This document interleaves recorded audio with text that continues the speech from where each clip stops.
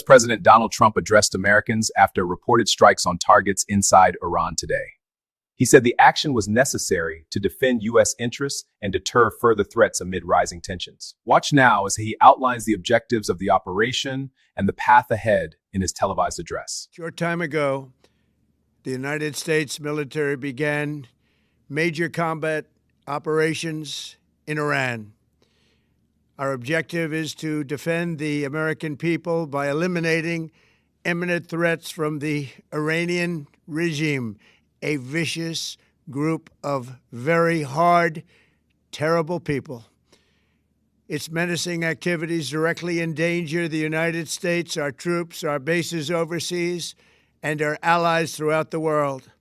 For 47 years, the Iranian regime has chanted death to America and waged an unending campaign of bloodshed and mass murder, targeting the United States, our troops, and the innocent people in many, many countries.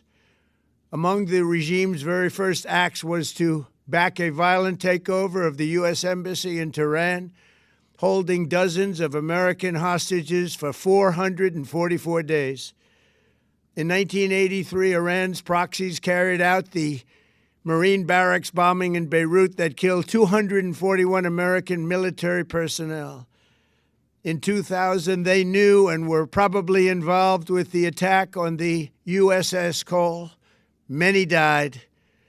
Iranian forces killed and maimed hundreds of American service members in Iraq. The regime's proxies have continued to launch countless attacks against American forces stationed in the Middle East in recent years, as well as U.S. naval and commercial vessels in international shipping lanes.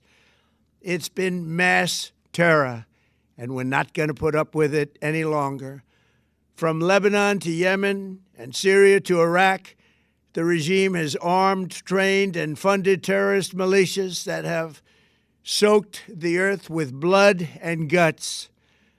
And it was Iran's proxy, Hamas, that launched the monstrous October 7th attacks on Israel, slaughtering more than 1,000 innocent people, including 46 Americans, while taking 12 of our citizens hostage. It was brutal, something like the world has never seen before. Iran is the world's #1 state sponsor of terror and just recently killed tens of thousands of its own citizens on the street as they protested. It has always been the policy of the United States, in particular, my administration, that this terrorist regime can never have a nuclear weapon. I'll say it again, they can never have a nuclear weapon. That is why in Operation Midnight Hammer last June, we obliterated the regime's nuclear program at Fordow, Natanz, and Isfahan. After that attack, we warned them never to resume their malicious pursuit of nuclear weapons, and we sought repeatedly to make a deal. We tried. They wanted to do it. They didn't want to do it. Again, they wanted to do it. They didn't want to do it. They didn't know what was happening. They just wanted to practice evil. But Iran refused, just as it has for decades and decades. They've rejected every opportunity to renounce their nuclear ambitions, and we can't take it anymore.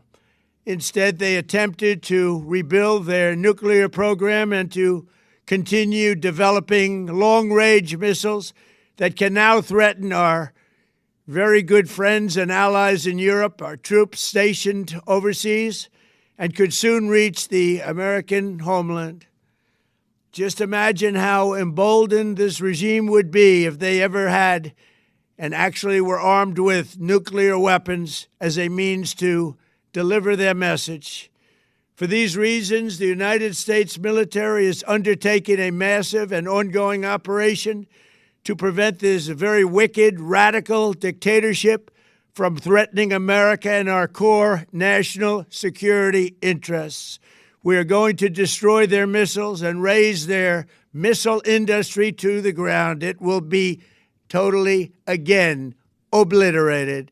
We're going to annihilate their Navy. We're going to ensure that the region's terrorist proxies can no longer destabilize the region or the world. and attack our forces and no longer use their IEDs or roadside bombs, as they are sometimes called, to so gravely wound and kill thousands and thousands of people, including many Americans. And we will ensure that Iran does not obtain a nuclear weapon. It's a very simple message. They will never have a nuclear weapon. This regime will soon learn that no one should challenge the strength and might of the United States Armed Forces. I built and rebuilt our military in my first administration, and there is no military on earth even close to its power, strength, or sophistication. My administration has taken every possible step to minimize the risk to U.S. personnel in the region. Even so, and I do not make this statement lightly, the Iranian regime seeks to kill. The lives of courageous American heroes may be lost, and we may have casualties. That often happens in war. But we're doing this not for now. We're doing this for the future, and it is a noble mission.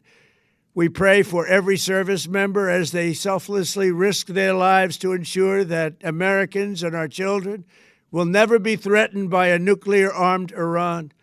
We ask God to protect all of our heroes in harm's way, and we trust that, with His help, the men and women of the armed forces will prevail.